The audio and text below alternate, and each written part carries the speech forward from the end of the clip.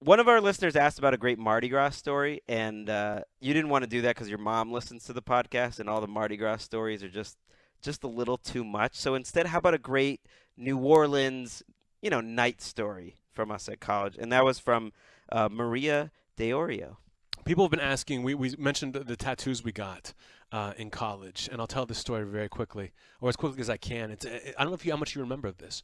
This was I remember this it. was a Jeselnik-driven night. This was St. Patrick's Day, year 2000, St. Patrick's Day.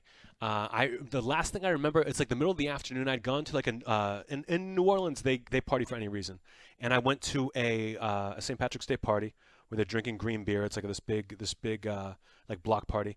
I came home and I found myself with one of those boxes of wine, but just the bag. And I was walking down the Franzia. street. Yeah, Franzia. Walking down the street, drinking like white wine out of a bag, and it's the last thing I remember. And then I'm at Fat Harry's, this bar we would always go to, and I was like trying to make out with the girl, who was my girlfriend at the time's friend. And everyone was like, Anthony, you have this girlfriend you really like. Get away from this other girl who was not attractive. Took me home. You and Paul McGoldrick took me back home, put me on the couch. Yeah. I passed out for 10 seconds, and then jumped up and said, let's get tattoos. And it was like 1 in the morning. We called a tattoo place that said they would stay open for us in the French Quarter. We had P.E.O., our friend who had not been drinking, drive us down to the French Quarter, and me, you, and Paul went in to get tattoos. Yeah. Instead of coordinating and being, let's go at the same thing, like something we would remember, I was looking around, and I couldn't pick out a tattoo. I was like, I can't even see anything. I'm too drunk. And I told you guys, I said, guys, I can't get a tattoo. I'm too drunk. And you said, we've already gotten ours. We've already sat down and gotten our tattoos. And I didn't even ask you what you had gotten.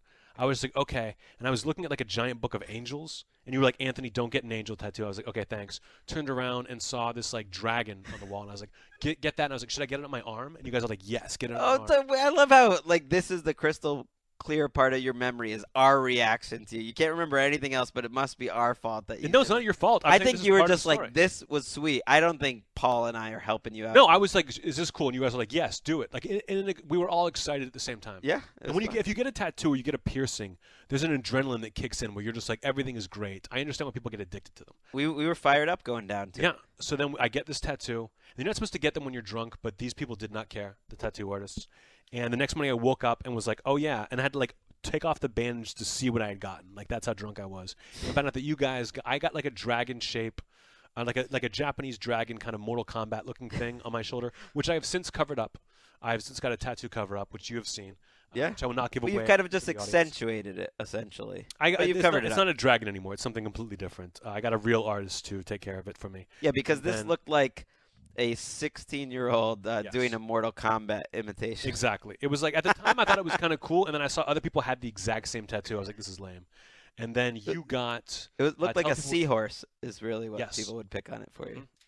Mhm. And it was a big one, yours. Mine was small. I was not, all together at that moment, but there was still enough of me that was just like, I'm going to do something minimal damage. I got the symbol of a hurricane with a yin-yang inside of it, and that's on my back, like my shoulder blade, but it's very small. Yeah, you got a really small thing on your back, which is like no one would ever care. If I had gotten that, I would never would have covered it up. I would have been like, this is No, fun. no one ever even knows it exists. No one ever sees it. And then our friend Paul got a shamrock.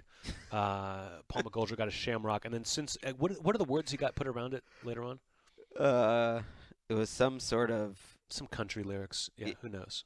Who knows? But yeah, you'll never the, get yours the covered. party never ends, but something never ends, but the party will live forever. Something like that. Something ridiculous. All I remember is that you were furious, especially with me, that I got a small one on my back, and you got this huge, and his is on his back too, although it's bigger, and you got this big one on your arm, and you were like, the next day you were saying like, what the heck, that basically, no one's ever gonna see mine, and you've got this monster thing on your bicep. I thought we should have gone in together. Yeah. It wasn't that I wasn't mad about my tattoo. I like that we all went in as friends, but I was like, we should have gotten either the same thing or let's all get one on our back.